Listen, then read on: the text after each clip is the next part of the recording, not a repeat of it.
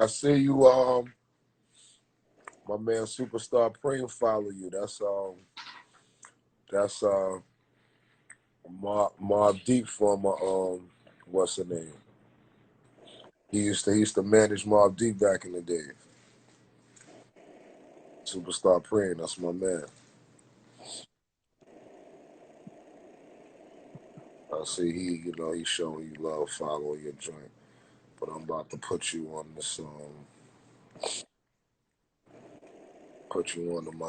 my little music playlist.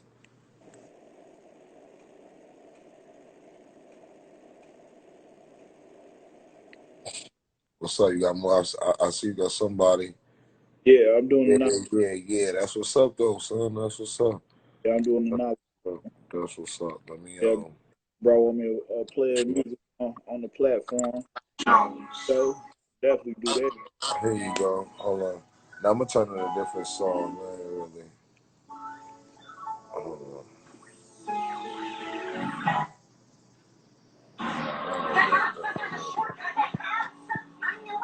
I'm gonna play my. I like this one right here. This is my shit. Can you hear it? I definitely can hear that. Free God.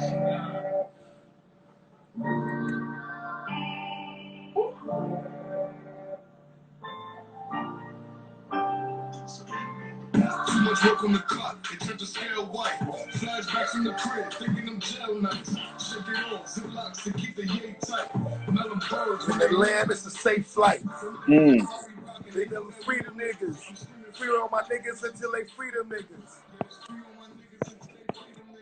Fuck the states, the feds on us, cause we them niggas. You know how bitches be, it could be your ops or your man. None of this shit shouldn't matter. Orders for crackers, niggas get hit with that time, turn up the authors and rappers.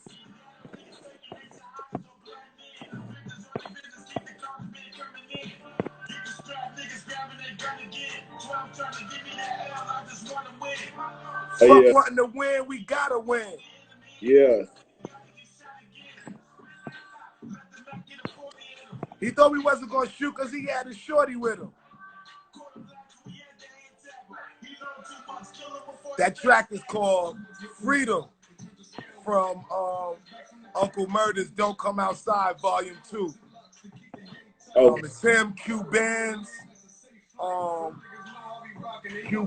my man Jadakiss. You know, it's a couple of cats on it. This is the classic right here.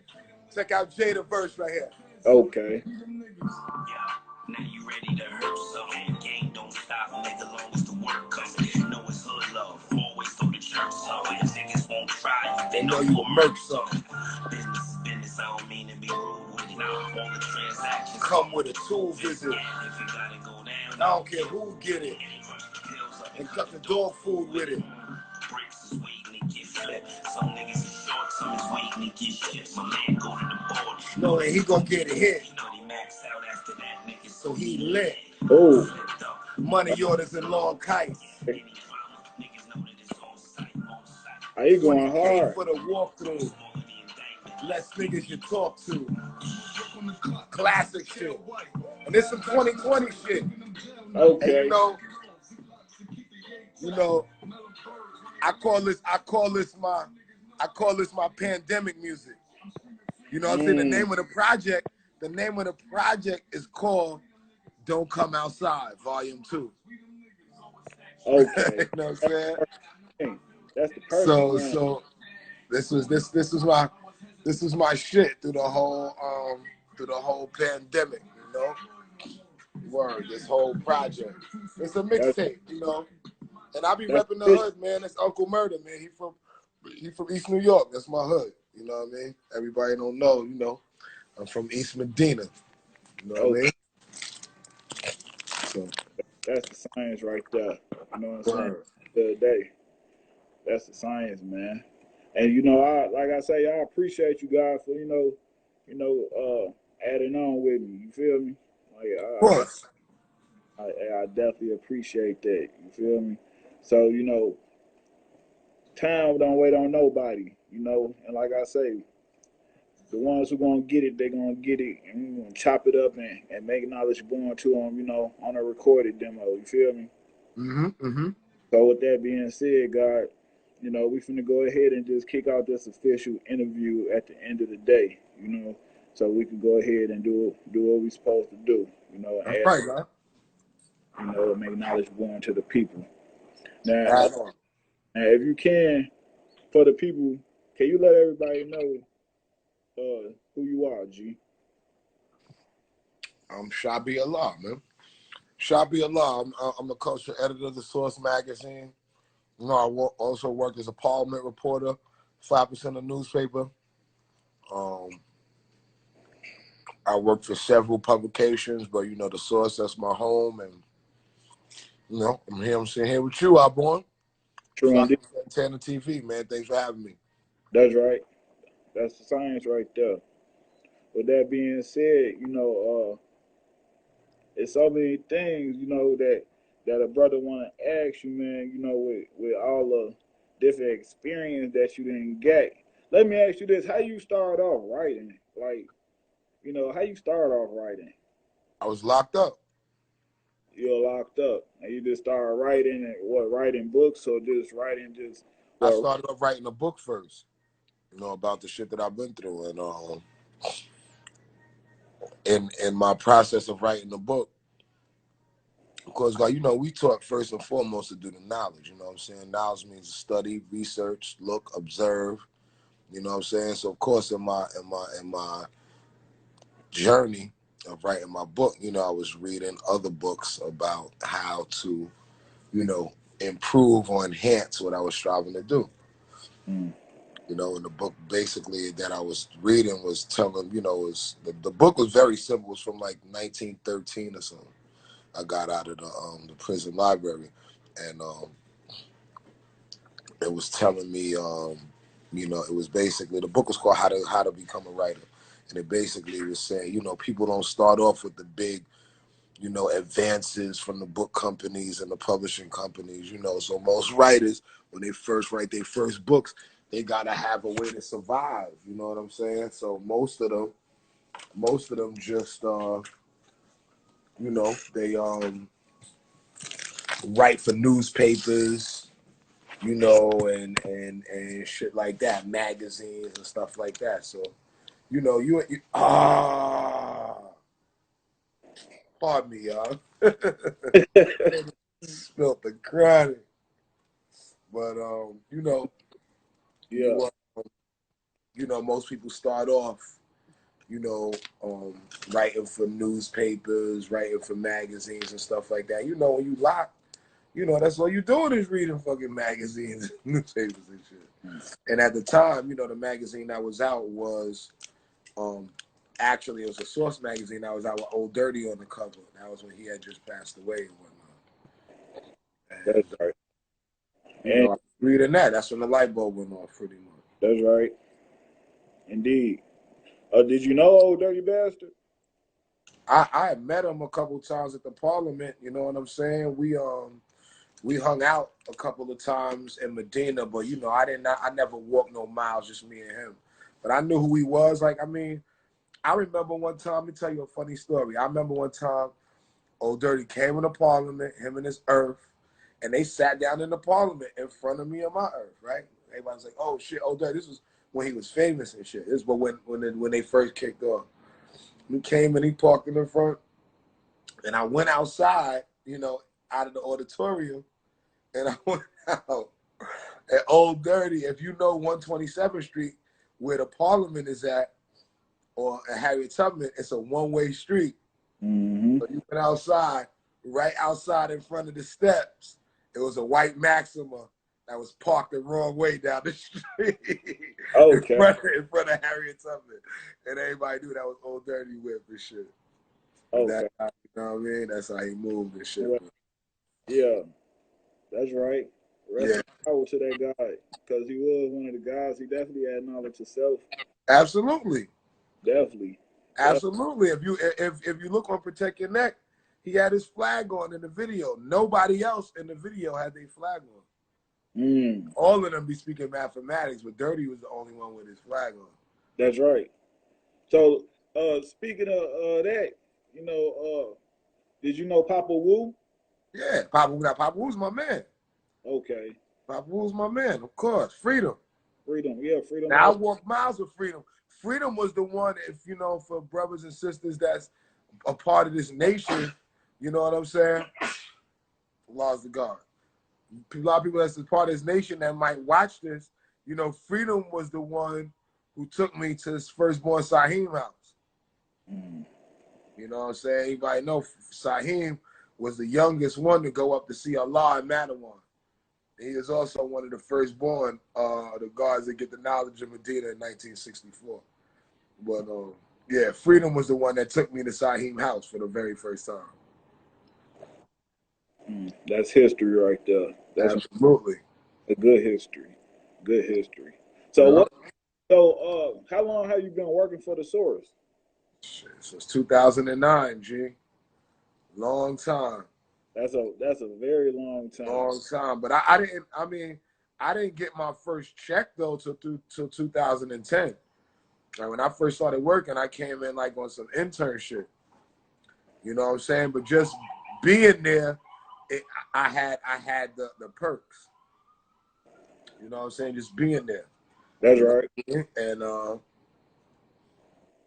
after being there, 6 months, man, I got my first check. I think when I saw my first article I wrote in print, once I saw that, I was like, yo, I'm good. You know what I'm saying? Well, I knew then I was about to get paid. That's right. So when I saw that first article, I was like, it's time. Word. So let me ask you, you've been writing for the Source that long, so you done seen a difference in the rap game. You done seen a changing of the guards. You know, one year you was, a couple years you might have been writing about something, now things done changed around. That ain't even that people that not even relevant no more. Right. Yeah, I seen a lot of that. I Yeah. remember people like that was hot. Like Trinidad James and Rich Homie Quan. Yeah. You know what I'm saying? Yeah. I remember them when they was hot. Now they couldn't sell a franc. That's real. You know what I'm saying? And that ain't no disrespect to them. Because in their time, like, they was popping. It's just that's how fickle the game is right now, man. So let me ask you this. What's some of the biggest mistakes that you have seen brothers make? What's the mistake that you keep seeing brothers make over and over? What do you mean, artists? You mean rappers? Yeah, rappers. I'm talking about. Oh, okay. Yeah, the biggest mistake I see them make. Trying to assimilate, trying to sound like somebody else, and that could even happen to older, more seasoned artists trying to stay relevant and shit. So they try to sound like the hot nigga out and shit, and it just backfire on them. Always gotta be original, man. Always gotta be original, especially in this game. That's how it was founded. You had to be different. That's right. Okay. So you gotta be. That's nowadays it's like, I've seen people who was like at the peak of their game or at the apex of their skill at the game that, now 10 years later people are looking at them like they ancient, like they super OGs, you know what I mean? But in the game, that's how it is now. It's like, I heard somebody, I can't recall who said it, but hip hop is like sports. Once you get past a certain age, you gotta retire. You can't play no more. Because it's competitive. That's right. And it's competitive to the point where when you start getting too old, you can't compete because them young boys is gonna crush you because it's a different game now. That's right. That's real. It's a different game, and everybody needs to take heed to them words. You know, stay original in the way that you manifest your skills and your capabilities. You know, your Right. create. It's a reason that it's called being creative. You got to use your creative skills to be different. You know what I'm saying? To show people and get them something different to hear. Everybody saying the same thing and everybody doing the same thing. And in reality though, I remember Jay-Z came out with something called I'm a biter, not a writer. You remember when it was a diss, and he was talking about all the brothers that was biting and making songs. And in reality, a lot of these guys is copycats. Everybody kind of regurgitating somebody's style or swag or. But that started during a certain era. Mm-hmm. When you look back at the golden era of hip hop, you couldn't do that. That's right. The last of that, like after 50 Cent, Mm-hmm.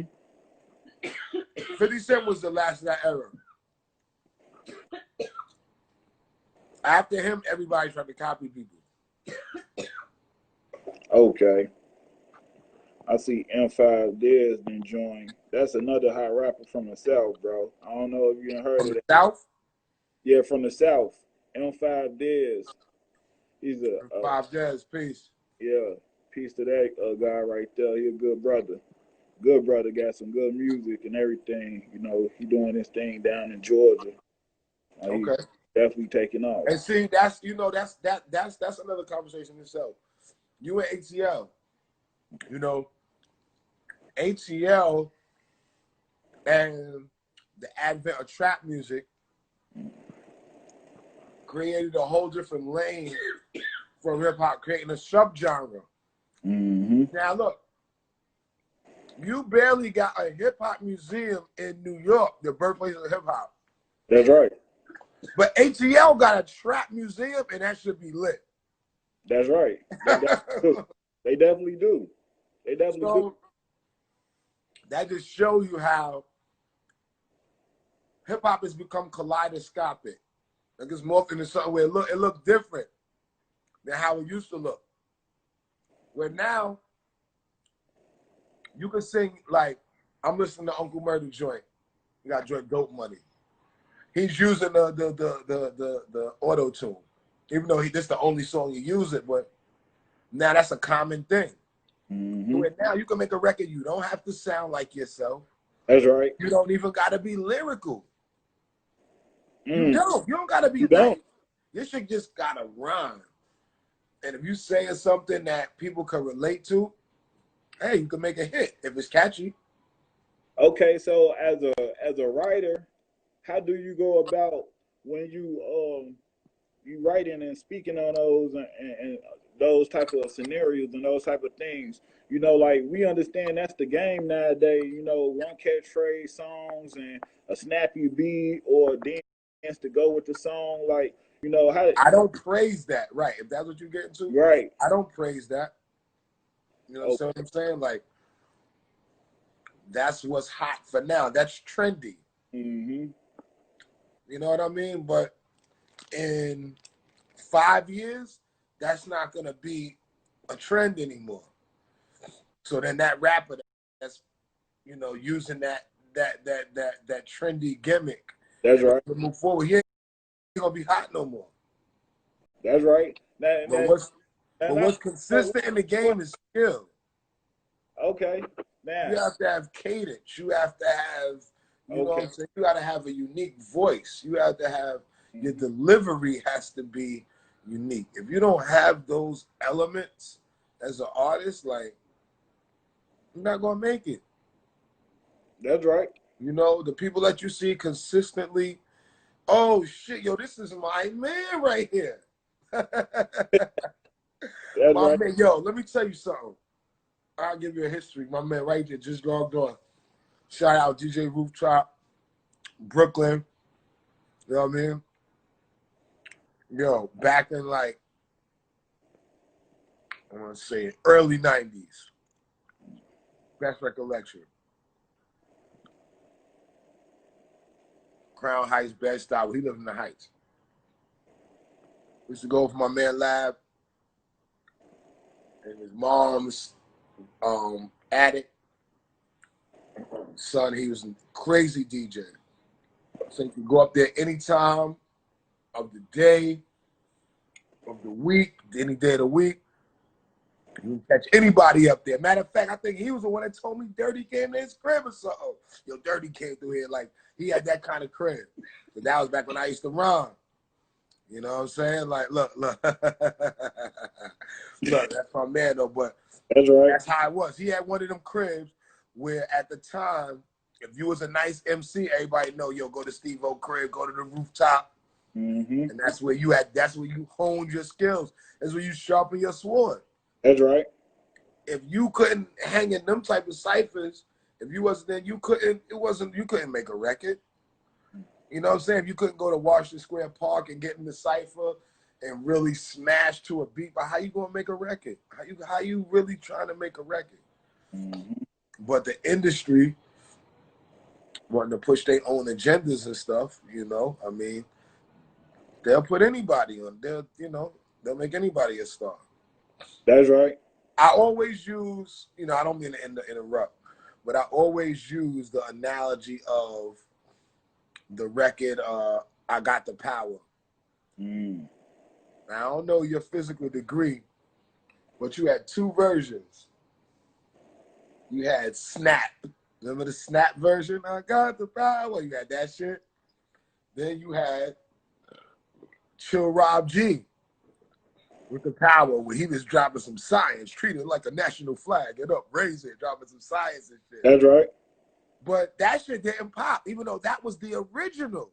Mm. You had somebody took the key elements, copied it, put some cornball copy shit. People just wanted the positive elements. But the Snap version, the copycat version, soon as the corporation got a hold of it, they just pushed Chill Rob G out of the way.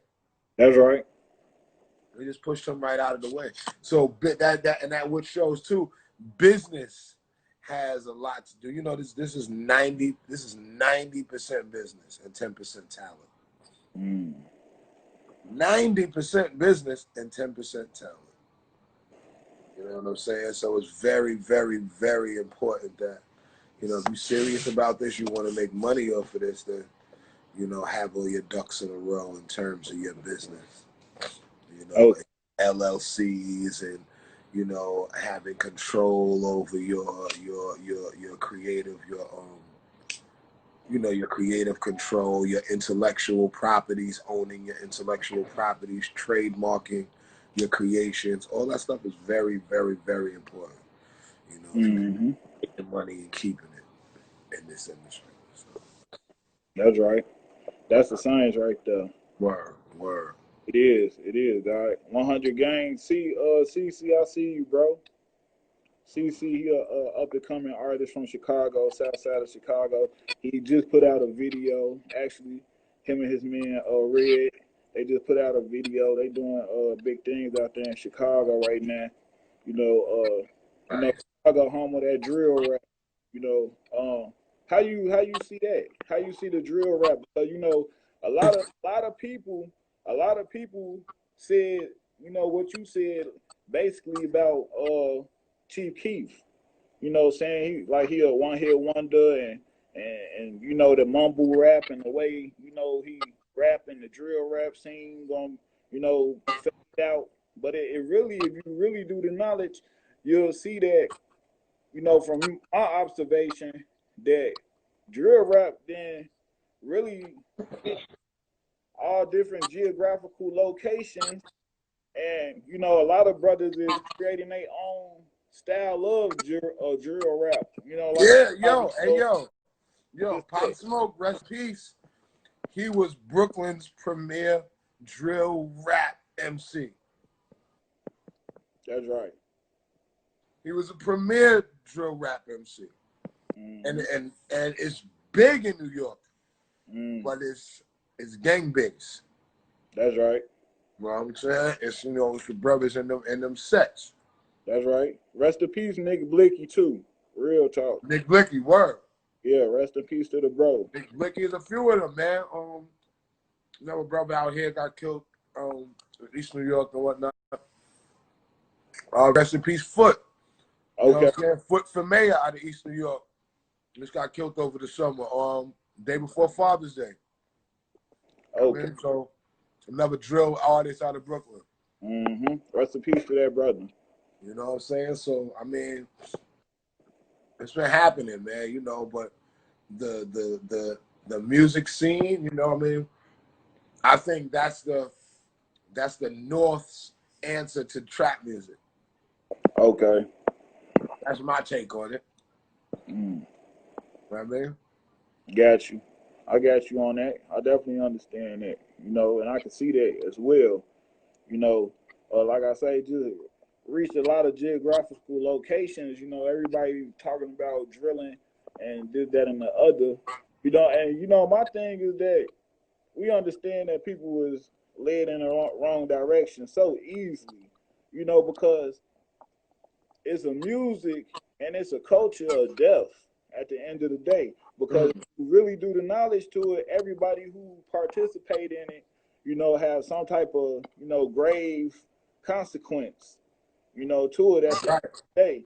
And, you know, I know that music, you know, and the creation of hip hop was not for killing one another and harming one another. You know, if anything, it was a way to stop brothers from harming one another or killing one another because you could rap it out. You know, you could rap it out, you could dance it out. You know, break dance. Right, so, right. Yeah, you know, even battling on the walls, even graffiti artists battling on the walls. No violence involved. Nobody getting hurt at all. You just expressing yourself through your art. You know, on how you feel about a person or whatever the scenario is. Or, you know, and that's what hip hop is about. Rap is about expressing yourself, but it shouldn't never go to the extent where, you know, brothers killing each other over a rap track. Right. You know, right. And that's what's happening. It's happening. It's happening. You know, it's happening. And, you know, that's a shame because, you know, is mamas out here losing sons, is fathers out here losing sons and daughters and everything behind this rap music. You know, after this really, and I just want to say the drill music is really the drill music, you know, that's really perpetuating death. You know what I'm saying? At the end of the day, they embracing dead people, saying they smoking this person. They, you know, we smoking this pack, we doing this, that, and the other. At the end of the day, so it just perpetuating and keep on going. So I feel like it needs to be some fresh air and some talent out there to bring, you know, something new to the table and guide brothers a different direction and show them that you still can be cool without all the guns and all the dealing and all the drilling.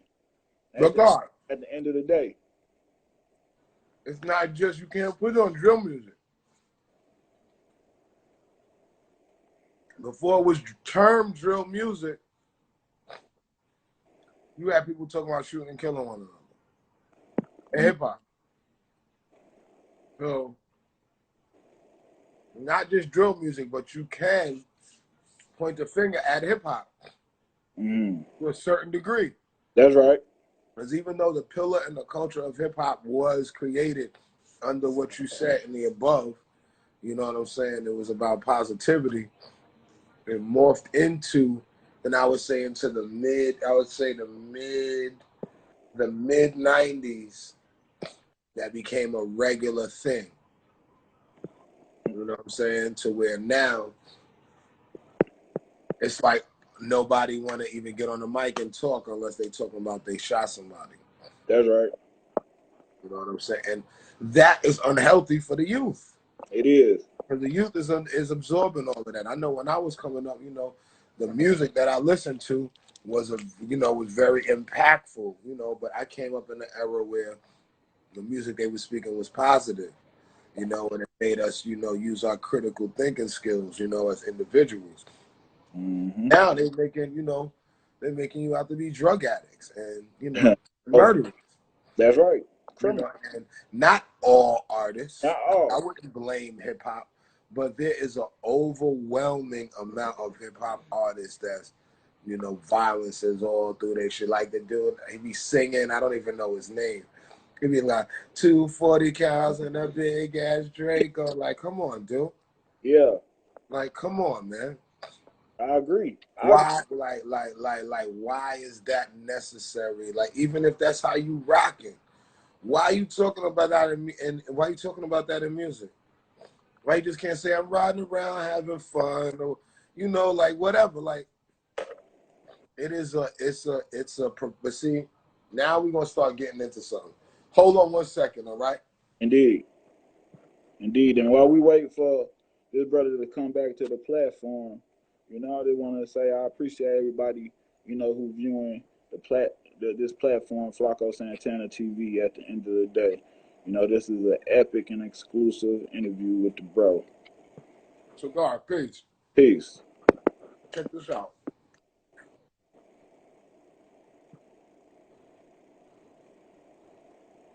Once it became so, we started noticing that the artists who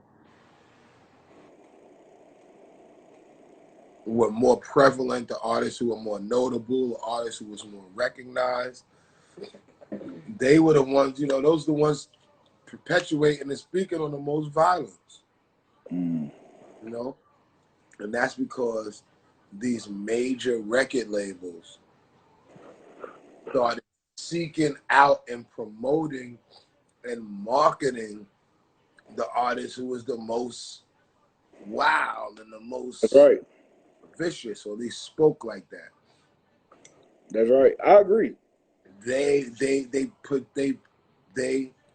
deliberately turned away from the artists that had positivity to talk about. Any artists that are speaking about positivity, they cut off their marketing dollars. They dropped them from the label, you know, and they started giving all of that money to these artists that's talking about killing in their community. Now, mind you, when NWA was talking about they was killing every nigga in sight, you know, and Eazy-E was talking about he was the dope man, nobody was saying shit in terms of criticism. As soon as he said, fuck the police, he got a letter from the FBI. But as soon as he was talking about killing the other niggas in his neighborhood, nobody was, you know, it was just a regular record. As soon as they came out with fuck the police, then it was like, oh, it's a problem. Young Buck said that in one of his albums. He said, yo, I made all these albums about, you know, he wasn't proud to say it. He made all this music about killing people in his community. As soon as he made the song about fuck 5-0, he was talking about killing police. Then he got a letter from the FBI. You know what I'm saying? So they don't mind us talking about killing each other. Why? Because they know it's more of a hypnotic mentality. It's a hypnotism that creates a mentality, right? So that's why the record labels decided to say, look, if we know that the radio stations, the video shows are filled with people talking about shooting and killing, talking about selling drugs, women talking about selling pussy. If this is what's on the video, this is on television, this is what the children love, then by the next generation, this is what's going to be going on in the community. If this is what's going on in the community, then this is going to create a community and a society of criminals. In creating this society of criminals, creating this society of anti-heroes, now you have a society of so-called heroes who say, yo, we got to lock these people up into the prison industrial complex. So now You got the record labels who foresaw what was going to happen in our community and say, yo, this new private prison thing, let's put some money in that because we about the urban community is going to flood the prisons simply because they sucking up this music like it's drugs. You know, when James Brown was singing, yo, Black and I'm Proud, you know, that was at the height of the Black Panther movement, which started a breakfast program, which actually a lot of people don't know, which started the federal WIC program.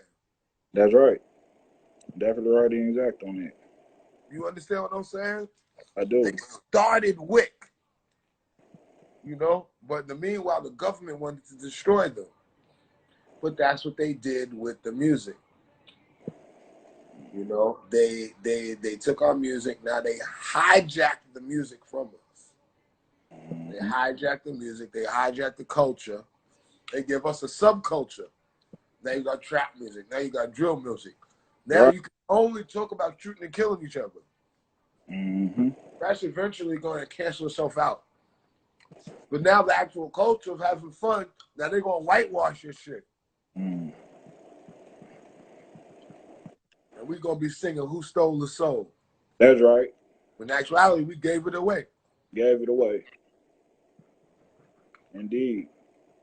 So, you know, it all goes back to what we as the people embrace.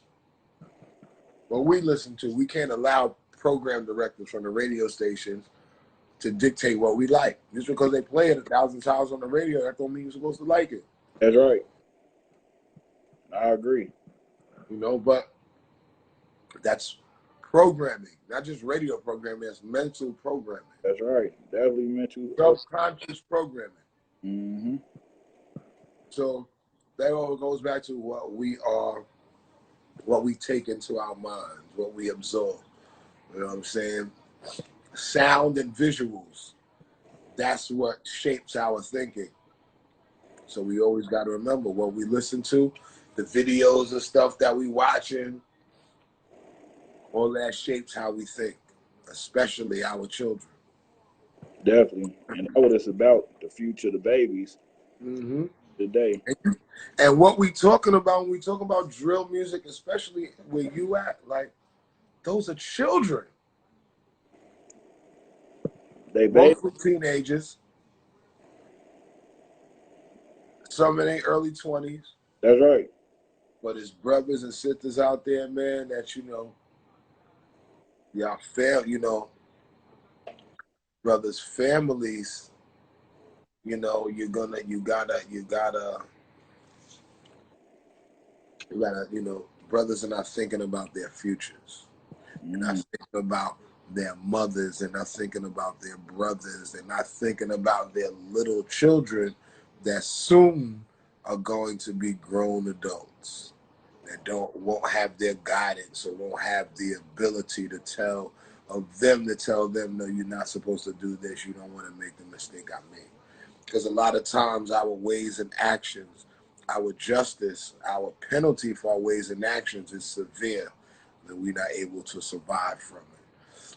You know what I'm saying? So we have to learn to be able to just survive. And how do we survive? We got to create circumstances and situations for ourselves that will preserve our existence.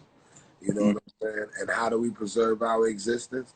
Looking at the brother next to us, whether we know him or not. Looking at them how we see ourselves. That's right. Indeed. And that's real. That's real. And that's what, again, to the audience, everybody who heard his words, though, some wise words that you need to take heed to at the end of the day, because this rap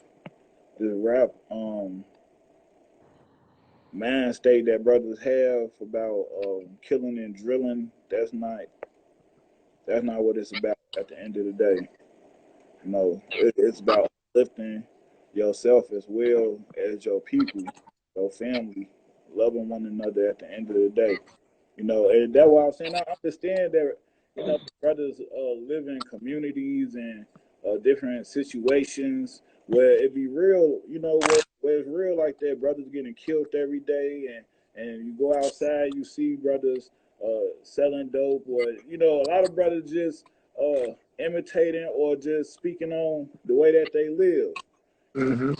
but at the end of the day, you know, we at a point in our life, you know, or I should say, we at a point as a people, especially black people, you know, that we need to do something you know that's gonna uplift us as a whole, because we see these people out here killing us, you know, and I'm speaking on the police. You see black men being gunned down out here. You seeing Breonna Taylor, police running in her house, killing her. You know, this is the time where we need to unify instead of divide, be divided amongst each other. And you know, I did be noticing how that music divides brothers. You know, it's dividing us, and that's a tactic by, you know, the oppressors, divide and conquer. At the end of the day, you know, so that's you know, that's my biggest thing. You know, that we gotta come together as a people. You know what I'm saying? We can't have boundaries and dividing lines. We all brothers and sisters. We all could be traced back to the motherland at the end of the day. You know, distance cousins, whatever the case may be. You know, like I say, this platform is a musical, is a platform that deal with music, but this platform also deal with knowledge. This platform deal with, you know, inspirational words and inspirational thought to help brothers take, you know, the next steps in life so they can grow and develop themselves into who they truly supposed to be, you know, at the end of the day, you know. So with that being said, what was your most well, I would like to know what's your first story that you ever wrote, you know, as for the Source magazine. What's your the first story that you wrote? First story I ever wrote. First one you ever wrote. The first You one. mean the first story that got first story ever published? You know, yeah, the first one that ever got published, because you didn't wrote a lot of stories because you've been locked up. You probably got books for days. So which one got published for the Source magazine? First story published for the Source. Ironically, it was called "The Fall of America," Mm. which I got from the title of the old Elijah Muhammad book with the same name, and it was actually about 21 states in the United States that actually filed for sovereignty, meaning they could actually operate in a governmental and municipal form outside of the Union of the United States. Mm. Wow. I was like, the states ain't united no more. They could operate independently as states. That's right. That was, that was the science. And this was back in 2009. So that was my very, very first story. Mm. Wow. First story. Okay, that's official right there. Let me know. Well, what was one of your most craziest interviews? One of the most craziest interviews you ever had? Like one of the craziest interviews, What like means crazy in what way?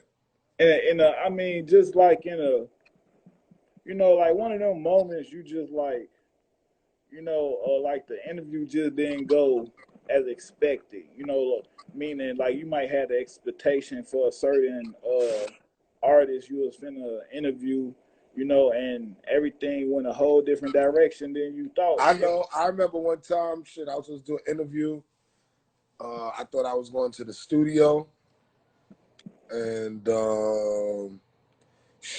Little Mo came and picked me up in her car and took me back to her crib and got me fucked up. Okay. That was probably the craziest shit. And I was on my way home, throwing up, fucked up, all that. that was probably some shit that happened that I wasn't expecting it to happen like that. Definitely was. Word. Yep. Wow. Yeah, a little Mo picking you up, man. She picked me up. She had the Benz. You know, on the back of the Benz, we'd be having the letters like CLK. Yeah. Da, da, da, da. She had her shit.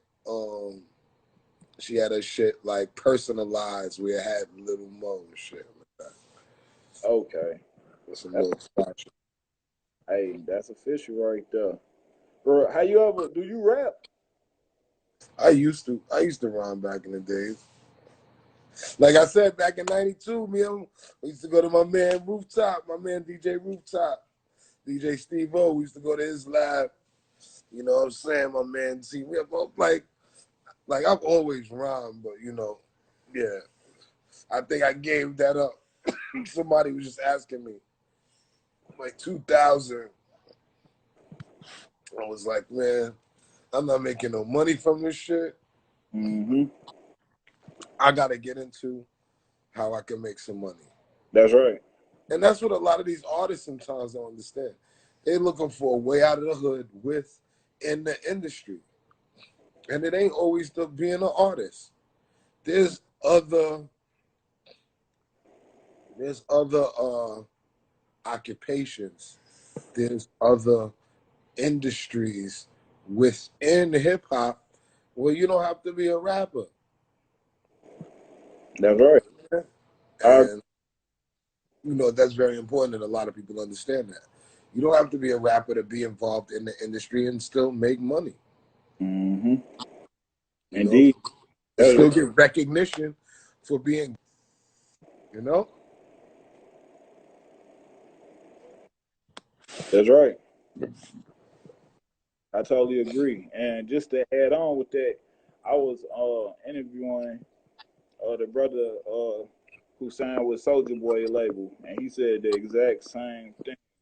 You know, he was saying basically, you know, making a hit is the smallest part of everything. Like that's the easy part. You know, making a hit is the easy part. The hard part come with the contracts and percentages and understanding how the politics of the of that world. You know what I'm saying? So Right. yes, he was saying his first deal. You know, his first deal wasn't good at all. You know, And I definitely got to put this out there. I ain't mean to cut your wisdom, Lord. Oh, Yo, listen. This game is 99% relationships. That's right. More about it's about who you know. Got you. Just like with any other job you're on, it's about who you know. That's real. They ain't gonna talk to you, you know, unless you know the right person. Yeah, that's real. That's real. That's definitely real. Yep. That's real. So that's why it's very. Trust me, there's been plenty of velvet ropes that I got past just saying the right person's name. You know, where they looking at me like, for real. When I say the right name, it's like, oh, that's all you had to say. So, well, where mostly do you interview your interviewees at? What, like mostly what? Where? I mean, where? I mean, is now, it just now after the pandemic, I've been doing a lot of interviews on Zoom. Okay. You know what I'm saying, or regular phone interviews. But I mean, I've done interviews everywhere. You know, I do a lot of interviews in the source office. Right. Like I said, because of the pandemic, okay, you know, we haven't, you know, that hasn't been going down. But I interview people everywhere, G. Right. Indeed. And see that why you know what I asked, and you know where you interview people with, you know, because you know me, I would think you know the source office is where you interview people mostly, you know, because you know interviewers, you know, especially in the hip hop game, you know, cameramen get beat up, you know, people, you know, stuff happens. You know. Oh, now, oh yeah, oh, it's funny. I seen the cameraman get beat up. I seen the cameraman get beat up like one of my first meetings at the source and shit. Okay. It wasn't even over no picture shit he took. He was just running his mouth saying some slick shit and didn't know who he was around. Mm-hmm. Next thing you know, he was choked up on the wall and shit. And it was funny because I told him after I saw that shit go down, I was like, yo, that made me feel a little bit more comfortable coming out here and shit. I was like maybe 18 months coming off coming off of parole and shit, just doing the PV. So I'm like, oh, these niggas in here like running up in niggas' mouth, like talking shit behind a nigga back or some shit. Okay. So y'all on it like that. I'm talking about in the middle of an editorial meeting. Yeah, it's real like that. I word. That ain't gonna happen at Rolling Stone, bro.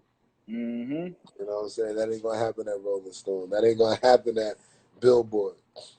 But it's gonna happen at the source. That's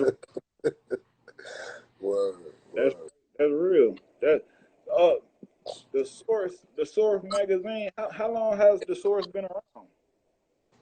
Over 30 years, man. Since 1988. So 2020 took about 32 years. Going strong. Yeah. Going strong. What do some of like I tell you, I got a lot of artists who unsigned artists. What do they have to do to get in the Source magazine? Any advice to them? Well, they submit their music, of course, with your with the basic, short description, high resolution image, and your video or audio link, and you can submit it to, somebody like myself, hit And me up, like somebody hit me at my email, shabe@thesource.com. That's SHABE @thesource.com. And, it's other writers, man, there that, are there, checking out the music, checking out everybody, sending in their projects. that's right. Now, with that being said, God, we got like a minute left remaining. So we definitely gonna have to do this again. It definitely been a privilege, and I definitely appreciate you taking time out your cipher, out your kingdom. You know what I'm saying, and blessing the platform with your knowledge, wisdom, and understanding. We definitely gonna have to get up again and do it. You know what I'm saying, on that Facebook. You know what I'm saying. I want to get you on that book. You know what I'm Yeah, saying. yeah. We'll figure it out, Lord. I'll figure it out. I want you to have a positive day or night, I should say. Have a positive Right. night. And